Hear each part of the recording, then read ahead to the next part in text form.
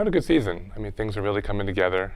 We've had school records, and I think this last weekend I summarized up probably somewhere around 17 or 18 top 10 all-time performances for each gender through this indoor season. I think we've learned a lot from our membership here in the conference the last few years, and we've kind of altered our recruiting and to meet the demands of the conference. I think things are starting to come together pretty well. We're looking pretty good. Our final entries for our travel squad are due later today, actually. And so this evening, the conference will release the official entries for the competition. And then we'll be able to really kind of get into the math and do some numbers and some projections. Even there's kind of some things that could go one way or the other. And you look at who's doubling and tripling for other teams and what events they're doing and what that may do to their performance. And so while it is a sport of numbers and it allows itself to kind of be projected, there is always some wiggle room in there. And then, of course, you've got to execute on the day of the championship. But on the men's side, we definitely have a significant chance to win a championship.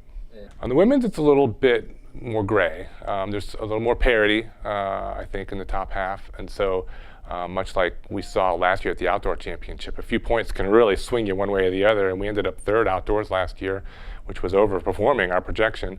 And so, off the top of my head, without having those numbers to really analyze tonight, I can pretty easily come up with a point total somewhere in the 80-point range if we just kind of do what we're supposed to. And normally, that's going to put you in that top 3 or 4 teams. And so again, I don't want to jinx ourselves, but I think we should have a pretty promising finish for the women. So we have people ranked probably to score in most events. We have a few holes ourselves, but it's a little bit more of a balanced approach to it. And we're fortunate enough to have some event leaders and some all-conference kind of ranked type people.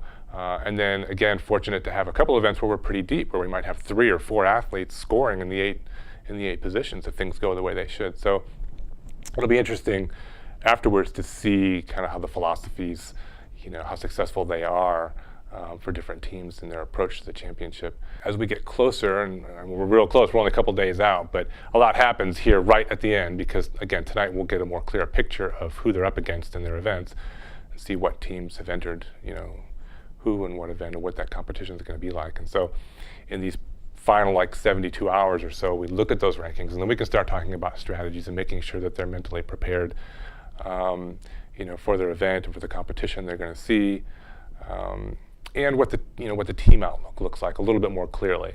I think we've been kind of playing it a little relaxed, and just focusing on our training and our previous meets, and then it's kind of once you see it on paper, this is the competition, then we'll really make sure that we're ready to go.